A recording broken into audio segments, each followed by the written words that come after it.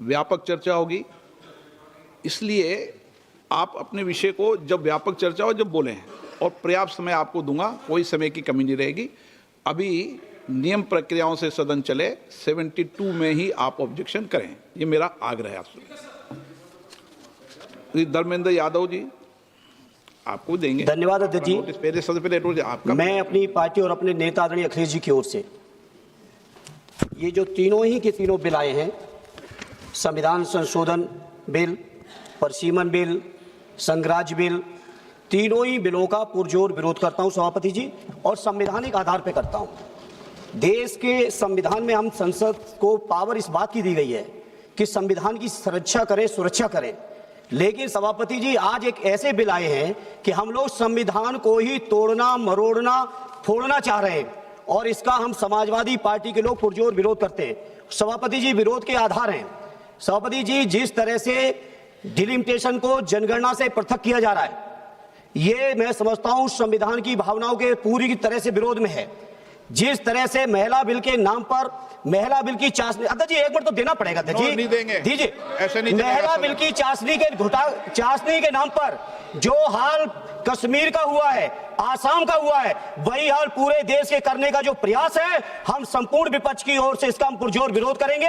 सभापति जी एक आधी बात और, इस बिल के अंदर जब तक पिछड़े वर्ग की महिलाएं, जब तक मुसलमान भाइयों की महिलाएं नहीं शामिल की जाएंगी, हम समाजवादी लोग इसका साथ नहीं देंगे। और एक बात और स्पष्ट करना चाहता हूं, समाजवादियों से बड़ा महिलाओं का हितैषी इस देश की कोई पार्टी नहीं है। आज भी आपसे ज्यादा प्रतिशत हमारे अंदर महिलाओं की है। इसलिए सभापति जी आपके माध्यम से सरकार से अनुरोध है कि इस बिल को, संविधान संशोधन बिल को, परसीमन बिल को, केंद्र राज्य संशोधन बिल को वापस लिया जाए, और जो 2023 में महिला बिल लागू किया इस सदन ने, उसको अनुपालन किया जाए, देश के अंदर लागू किया जाए।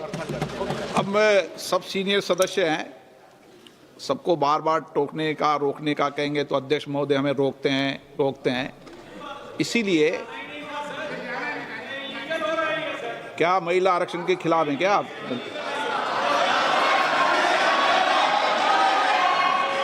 यदि अब मैं नियम 72 को पढ़ दूं,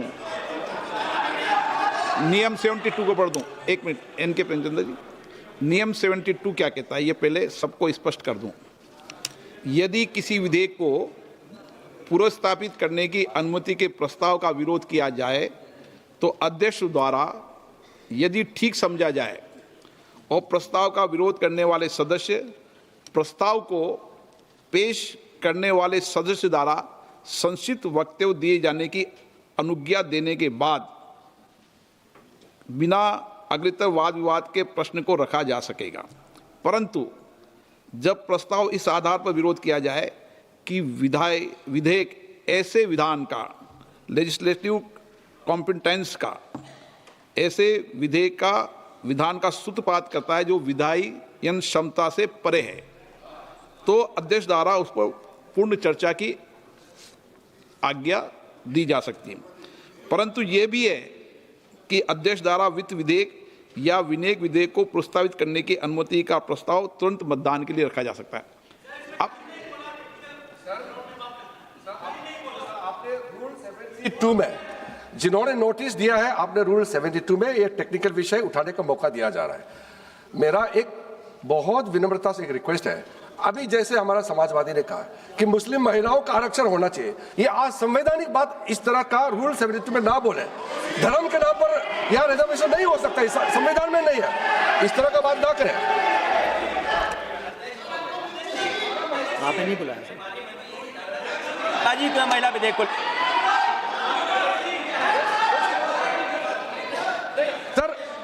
सर पूरा देश का महिलाओं के लिए बात करना चाहिए। आप मुस्लिम महिलाओं का क्यों बात करते हैं? ये राजनीतिक है, ऐसा मत कीजिए। आप पूरा देश का महिलाओं के लिए बात कीजिए।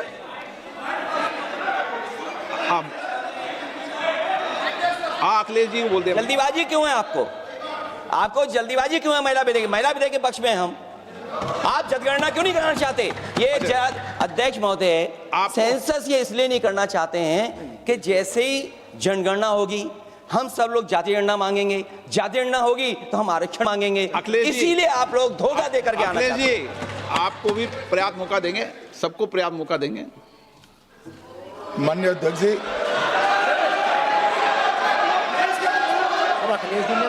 अखिलेश जी ने बोला, उसका जवाब दे रहे हो तो हाँ उसी पे जा रहे हैं, उसी पे बोल रहे हैं हाँ।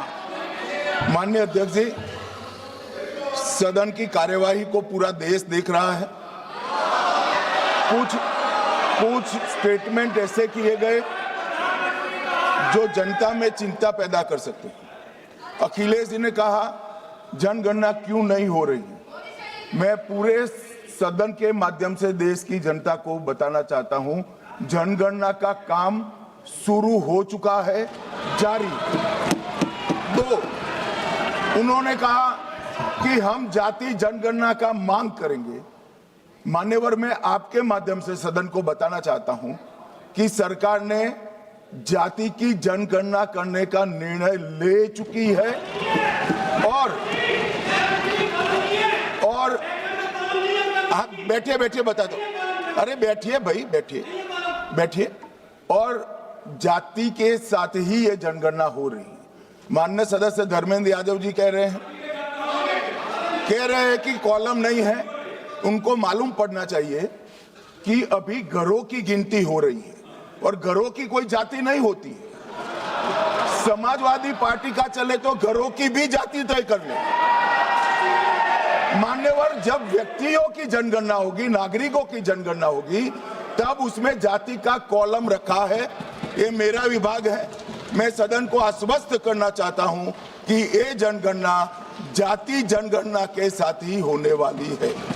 तीसरी बात, इन्होंने ये जो आपने समझाया कि नियम 72 की जो खिड़की है वो हमें लेजिस्लेटिव कॉम्पिटेंसी पर और कॉन्स्टिट्यूशनल कॉम्पिटेंसी पर बोलने की ही इजाजत देती है। वो खिड़की का उपयोग कर धर्मेंद्र यादव जी ने एकदम गैर संवैधानिक बात करी, मुस्लिम महिलाओं को आरक्षण की। मान्यवर, हमारा संविधान किसी भी प्रकार के धर्म के आधार पर आरक्षण की कतई मंजूरी नहीं दे रहा।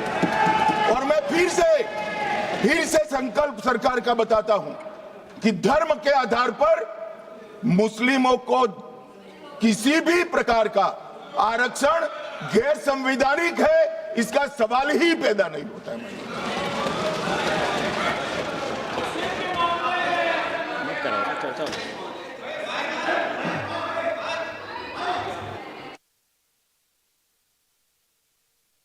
It's not there. अध्यक्ष महोदय, अनडेमोक्रेटिक बात माननीय मंत्री जी ने कही। हो सकता है उन्होंने धर्म की बात कही हो, लेकिन पूरा देश आदि आबादी को आरक्षण चाहता है।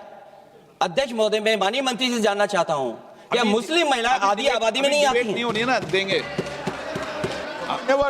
समाजवादी पार्टी सारी टिकटें मुस्लिम महिलाओं को दे दे, हमें कहां आपत्ति है? हमें कोई आपत्ति नहीं है। चलिए अखिलेश जी, जब पूरी डिबेट